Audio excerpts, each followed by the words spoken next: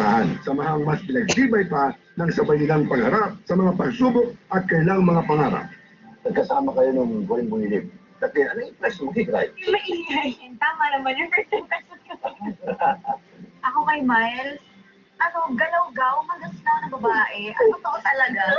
Grabe. Ganun siya. Gano'ng Miles kay Catherine? Kala ko tahimik siya, ganyan. Kanya pa sosyal. Pero hindi pala. Hindi ka tahimik. Madaldal ka. Kasama din sa friendship din, may mga tampuan dyan. Cute yung mga kawayan namin talaga yung bata. Dadami. Dadami. Ako sa kanila. Ako po kasi, pala-walk out ako ng bata. Pala-walk out ako. Alam ba, parang ba ako nagagalit? Siyempre nagagalit siya, mas nag-walk out. Kasi sa college. Naladaan ulit ako, yung magkamapansin mo kasi nila pa. Yung nagsosorry. Ito po siya po eh. At saka, pagka nagkakatampuan kayo, hindi po kayo tumatagal na mag-away kasi meron kang kailangan sabihin pa, kasi kailangan ikwento. Pero dumating yung panahon na kailangan mag-graduate kayo sa Coinbase. Natakot ba kayo dahil kakahiwalay-walay kayo, this the end of our career? Hindi po kami umiyak kasi mawalan kami ng trabaho. Naiyak po kasi kami dahil dun sa friendship. Yung nakasunayan mo nga na every Saturday gising ka kasi 7 a.m. din call time nyo. Tapos pag sa taping ng Goyang Bulilit, parang naglalaro lang kami doon. Kita mo sa hallway, nagkalat yun pag Saturday. Eh, hindi ni nakakamiss. Mula sa pagiging child stars sa Going Bulilit, sina Catherine, Kiray at Miles tutok sa kanilang mga karir bilang mga tinutingalang teen stars ngayon. Si Miles napapanood sa teleseryeng Kailangan Ko Ikaw at kasama rin niya si Kiray sa teen show na Love You. At si Catherine, kinikilala ngayong bilang twin princess. Pero meron ba sa pagkakaibigan minsan may tinatawag na professional jealousy? Depende rin yun sa tao po eh. Nabigyan ng project yung kaibigan kong ganyan. Happy ako para sa kanya kasi hindi lang ako yung nabigyan ng chance. Magkakaroon din siya ng moment. So diba, bakit mo naman sa kanya, bakit ka naman magiging malungkot dahil successful siya? Kapag tuloy na kaibigan ka po. Mamaya na. Siguro po sa umpisa, oo. Pero pagdating po sa huli, hindi. Magiging masaya ka lang talaga para dun sa kaibigan. Pero baka sa bawat isa na kinaingitan sa, like for example, ikaw, Miles, ano ang kinaingitan mo kay Kathleen? Yung kapayatan niya. Wow! Alam mo na yun sa gabi. Dami ka. Malaki naman. Oo, walang face daw sa face. Hindi. Ang ganda po kasi nakatawan niya. Tsaka yung pananamit niya, ang ganda-ganda. Friend kita. Na-pressure ako. Ito na, Kathleen, ano naman ang kinaingitan mo kay Kiray?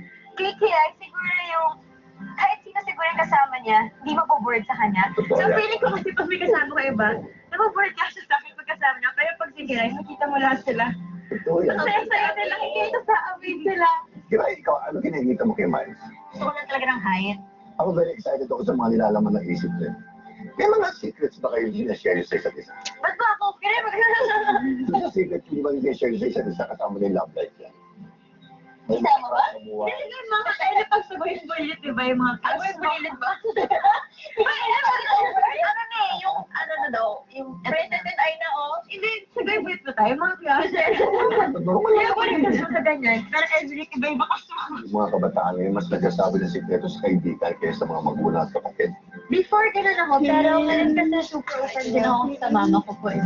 As in, nagkakwento din ako sa kanya. And, kasi usually si mama yung kasama ko. Kasi ba yung mga crush, hindi natin nasasabi sa magulang. Pero ngayon nabaliwala ko, mga nililigawan ako. Alam mo yung abang patagal ng patagal, mas naiintindihan ka ng kayo. Ilan ba ba sa mga usapan mo na kung maliit kayo ngayon? Siguro dati crush yung sinasabi namin ngayon. Uy, alam mo ba, love ko na siguro. Love. I love na. Love na ba? Bakit love is ina ko na? Ayan, mas love. Yung mga love life na ba kayo? Ako po wala pa. Gusto ko po yung makinig. Gusto ko ingay. Gusto ko po yung makinig-kinig na ganyan. Kasi syempre po parang yun po yung nakakatulong sa atin para maging inspired. Yes. Para maging blooming. Wow, blooming daw. Pero, anong tawag dito? Ako, hindi mo ako ready masasay sa Panginoon. Sa isa pa. Oh my God! Share ko lang po yan. Talaga. Hira ikaw. Ako, may motto ko sa sarili ko na hindi kailangan ng love life para sumaya ka. Ba? Ang si Janice de Belen, ha? Kathleen ikaw. Sa isang relationship din. Kasi diba, meron mga may mga bawal na kung nasa isang relationship ka, hindi mo na ma-enjoy pagiging teenager mo. Siguro okay lang magkaroon ng inspiration, din, mas marami kang tututunan sa kanya, and alam mo hindi kayo naghahatakan pababa. Anong importance ng having a best friend? Pagkatas ng pamilya ko, sila po yung pinaka-importante sa akin kasi naiintindihan ka niya kung ano yung pinagdadaanan mo, saka yung mga advices na binibigay niya sa'yo, yung swak din sa pinagdadaanan mo. Yung, parang kasi yung kaibigan mo, parang pamilya mo na rin yan. So parang, yung mga laging nandyan para sa'yo, yung hindi ka iiwan.